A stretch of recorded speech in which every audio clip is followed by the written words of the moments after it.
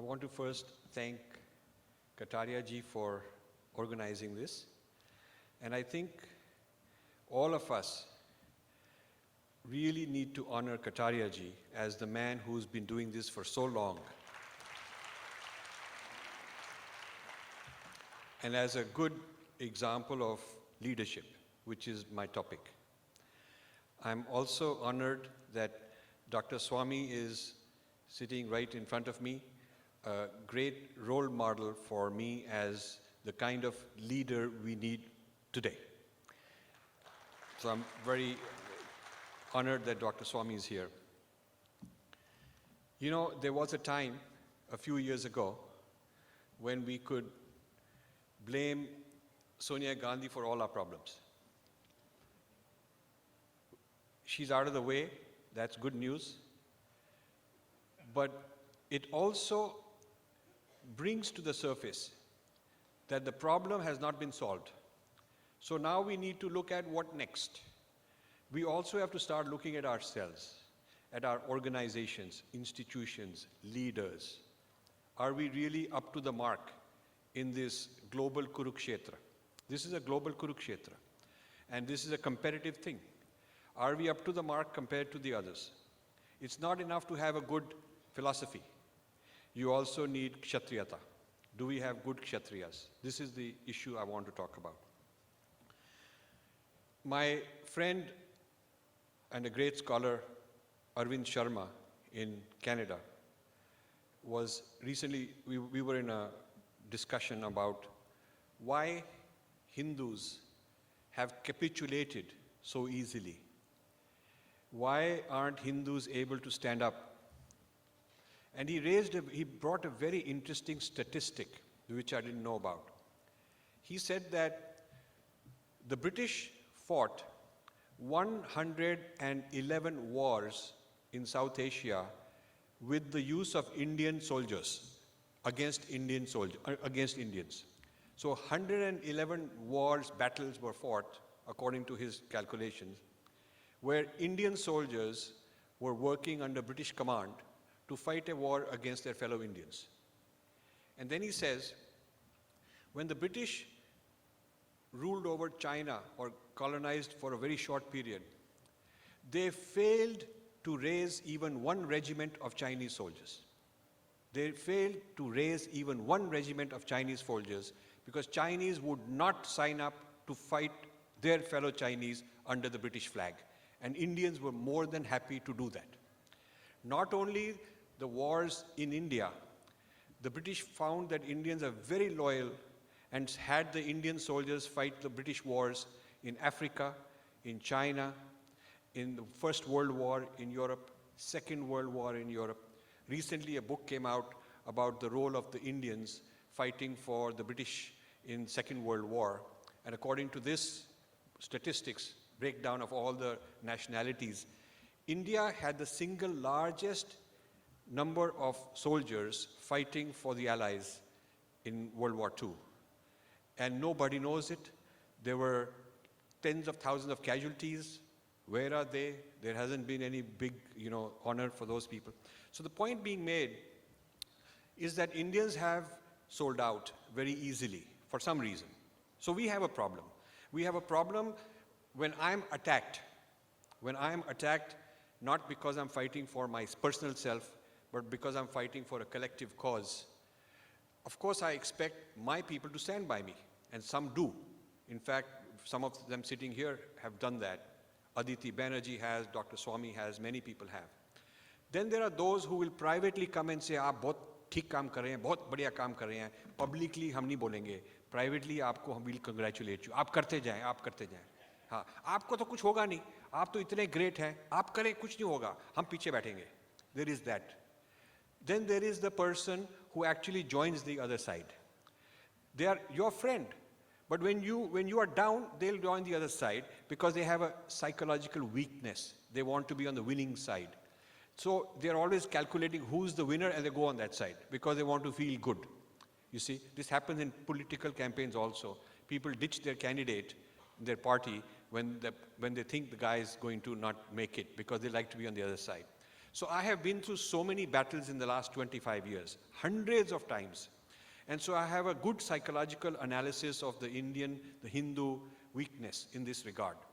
This weakness, Gandhi in his 1909 small book called Hind Swaraj, he wrote this book Hind Swaraj about 100 years ago, in which he analyzed that the British are able to rule because of this weakness of Indians.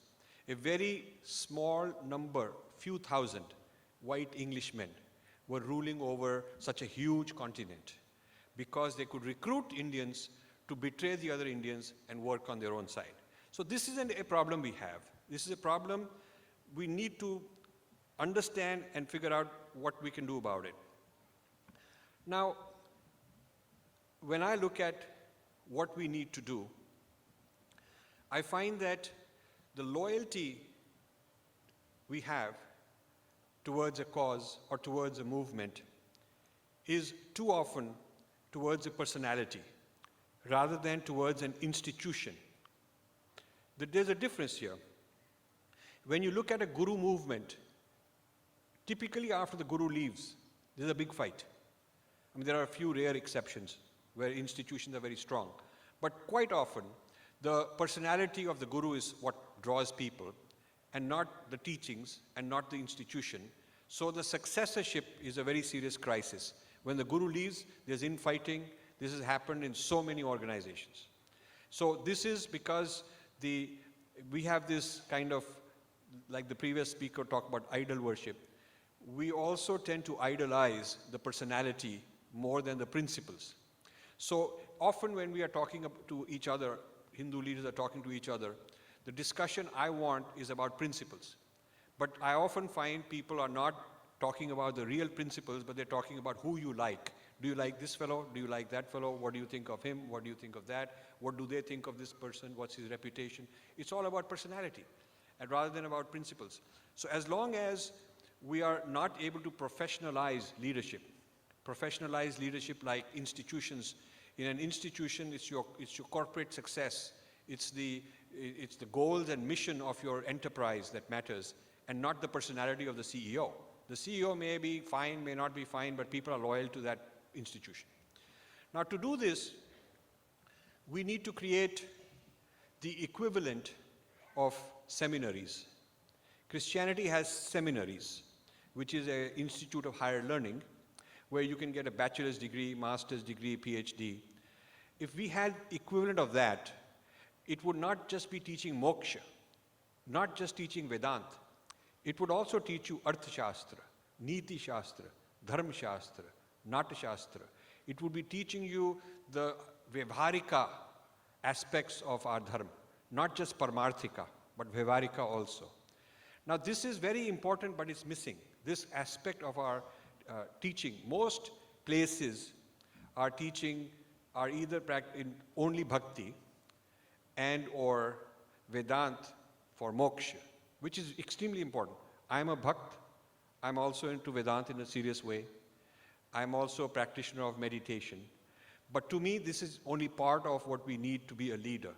To be a leader in society, you have to understand that this is a Kurukshetra, and besides the personal, private enlightenment path, which is very necessary, we also need to have a social, political position, and we need to teach people how to represent Hinduism, how every Hindu needs to become an ambassador and a fighter for Hinduism. And teaching that, I don't find it part of the curriculum or part of the discourse in ashrams, temples, and places like that.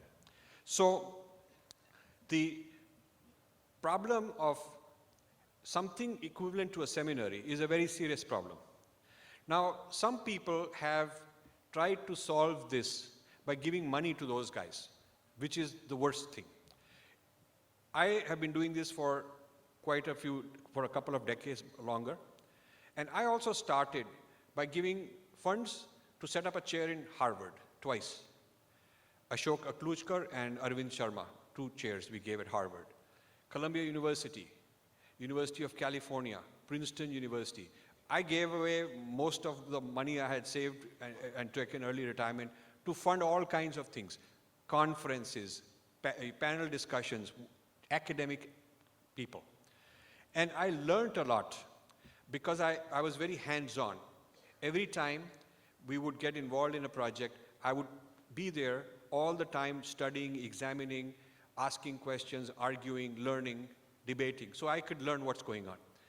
After all of this, I realized feeding that mechanism is like feeding a crocodile, hoping he'll become your friend. Not only the crocodile will eat your food, he'll also eat your arm. And this is the sophisticated nature of the Western academic machinery is such that people don't realize people are easily fooled by the good mannerisms, by the politeness, by the courtesy, by the dignity, how nicely they'll treat you, how good you feel. But in terms of changing the actual policies and principles vis-a-vis Hinduism, making that change happen from within the system is very difficult. Gandhi also tried first to change the British Empire from within the empire and get Indians a better deal. He was not looking for independence. The Quit India movement comes later, after Jallianwala Bagh. But before that, he did not have the Quit India movement. He wanted to negotiate Indians under the British Empire a better deal. So he also tried to change the system from within, but he realized it's not going to work. He has to fight the system. So I also have had my own, decade or so of encounters within the system, trying to change it from within, far more than all these organizations today raising funds and trying to do that. I wish they would listen to the examples and the lessons and the experience that I gained, because I see them repeating the same mistake with lots of money being thrown away. Now, what we need to do is first, we have to make clear statement of what change in the discourse we demand. So let's say you say, okay, currently it's fashionable to teach Aryan invasion theory. We want to replace that, reject that with another idea of who we are. Like that, you make a list of 10, 15 major changes in the discourse that you demand. Now, if you write a paper on each one of them, and I have done that, I teach a 2-day workshop on intellectual kshatriyata. I've taught it a few times. And when I teach that, what I'm focusing on is what are the main issues, not personalities, but issues where we disagree with the discourse in a serious way and we are wanting to change it. So when you don't have that list of demands very clearly stated, you are not even in a position to negotiate. Because what you are saying are very general things like you should be for Hinduism and praise Hinduism and say good things about us and don't say bad things about us. That's very general. Everybody will say, I agree with that. But that's not how it works. You have to be very specific. If you are very specific and you are criticizing the current discourse, and the current discourse, you are naming the people who are doing it, you are quoting them, you are going to become very unpopular. Very unpopular. I can tell you that from experience. Because they want your money, but they don't want your criticism. Which means, give us the money and leave us alone.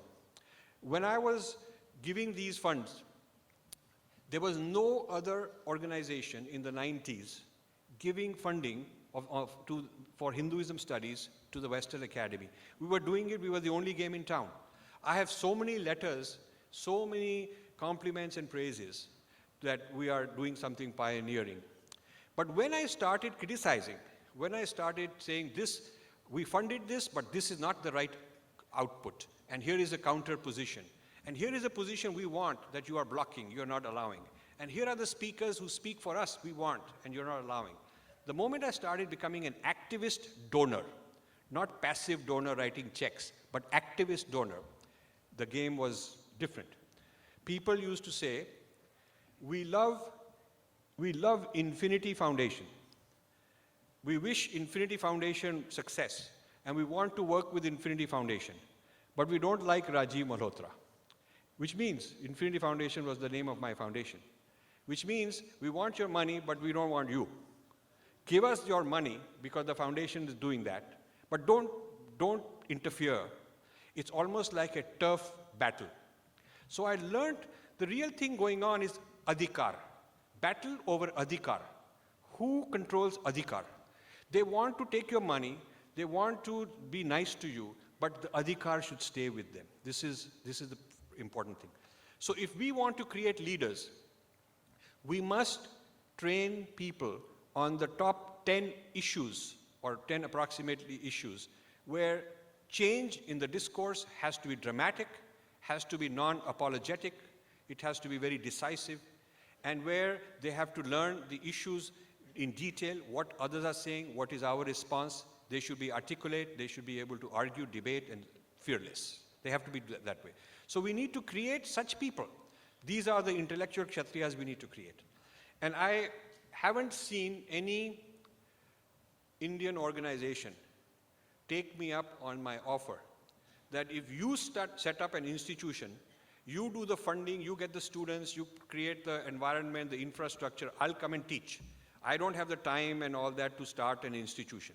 But if you set up a training institution which functions like a seminary, but for Hindus, to train the next generation of Hindus, I would love to come and teach there. So we need to create institutions that can give them not only knowledge of moksha, but also social political issues, comparative religion, teach them the latest in the law, in media, business savvy, all kinds of things.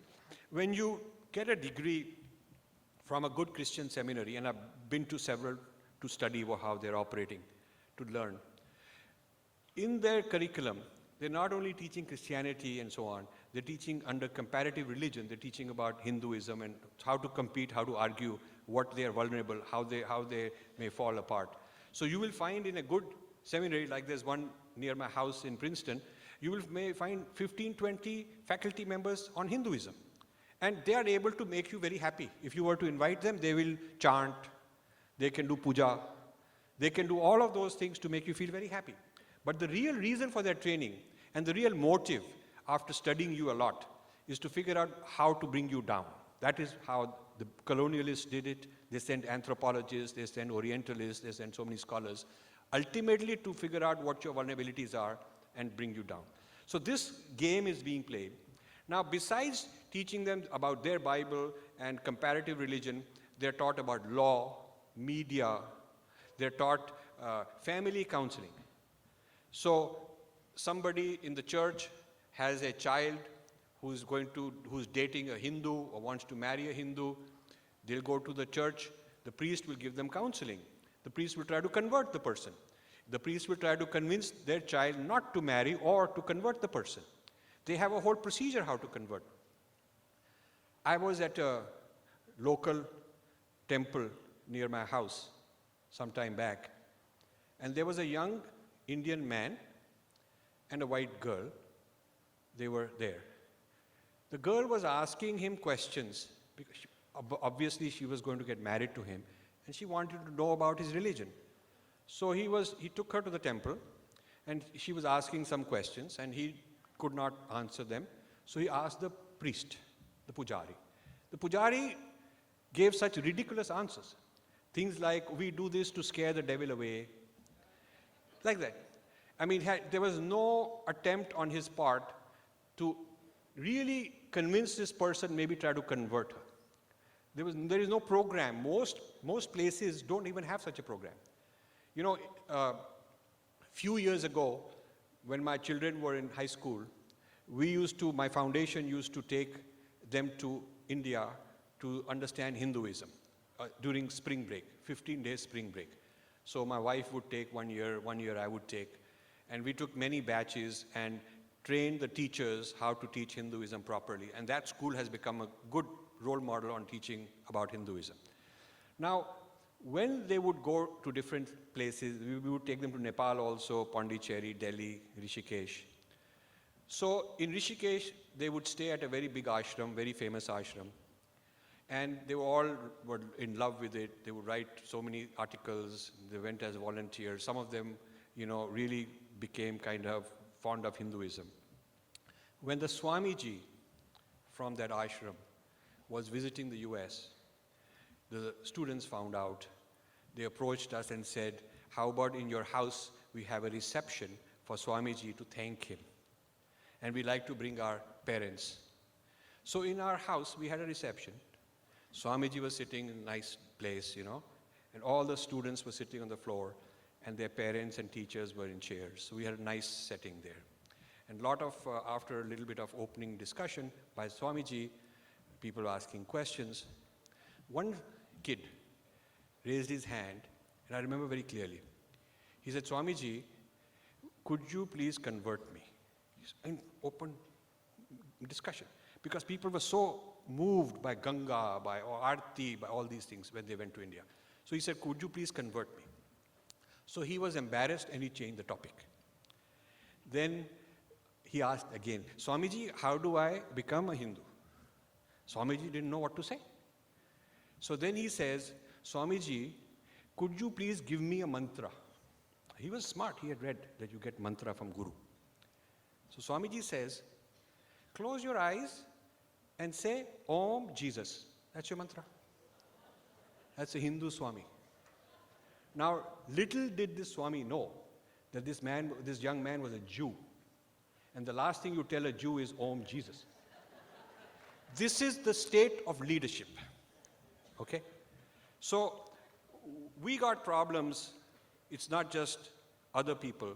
We got problems within our own community. I could go on, but I think we are all here to listen to Dr. Subramaniam Swami. So I will conclude with the request that, just repeating what Ravi Jaishankar said, the Global Dharma Conference, September 11, 12, 13, is very, very important for you to support, because these are the young leaders of the future. They are the intellectual Kshatriyas. They are on the right wavelength, and we need to encourage them. And I would request and hope that all of you will attend. Namaste.